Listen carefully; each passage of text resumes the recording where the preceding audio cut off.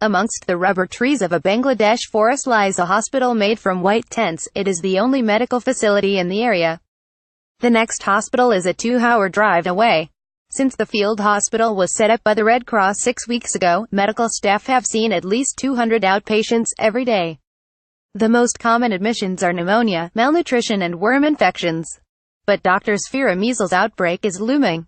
Doctors say the next big emergency in Bangladesh refugee camps could be a measles outbreak. At SBS News, Kirsty Johansson at Kirsty Johansson, November 28, 2017. When SBS News visits, 2 new tents have to be erected overnight to house 17 new patients, but many are returning to the camps against medical advice. Medical staff blow bubbles to cheer up kids in the children's ward.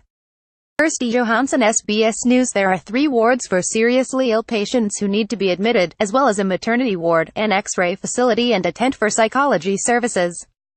But the main feature is a surgical ward, where the 1 or 2 resident surgeons perform a dozen life-saving operations a week. One of the patients in the women's ward was 25-year-old Hafiza Khatun. When SBS spoke to her family, she was so weak and had not been able to eat properly for more than 2 months. Hafiza Khatun, 25, with her mother, Halima Khatun, at the hospital in Bangladesh. Her mother, Halima Khatun, said her daughter had developed a huge abscess in her abdomen while crossing the border and her body was now shutting down. I don't know what she drank, maybe urine water, maybe toilet water. Because of this she is now suffering, her mother told SBS News.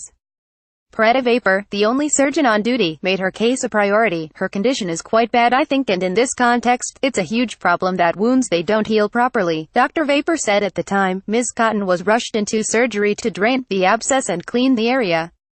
It is normally a simple procedure, but the team find out it is even worse than they originally thought.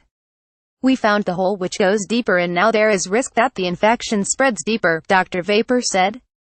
They decide not to operate further with fears her already frail body will not be able to cope. Her mother said she has already lost 2 children and was petrified she is going to lose another. Sadly, Ms. Khatun died shortly after SBS heard her story. Australian Red Cross aid worker Mike Dennison says the team are always ready to go as no one knows when the next influx of refugees is going to arrive. We opened to a huge demand and this meant that we weren't quite set up. We weren't sure what we were going to see. But now it's running a lot smoother, Mr. Dennison says. In the children's ward, nurses entertain the young patients, trying to take their minds off their horrific injuries. Noor Hashim, 9, is lucky to be alive. He was almost killed by the Myanmar military. His brother and uncle were shot in front of him.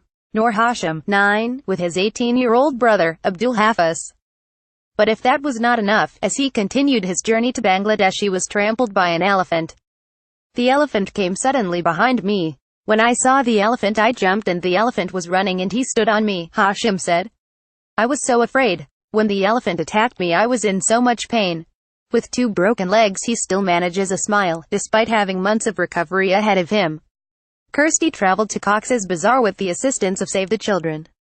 Save the Children is one of several charities involved in an emergency joint appeal to help people fleeing violence in Myanmar. All donations to Australia for UNHCR and the Australian Red Cross will be matched by the Australian government. View a list of all the charities taking part and how you can help in the link below.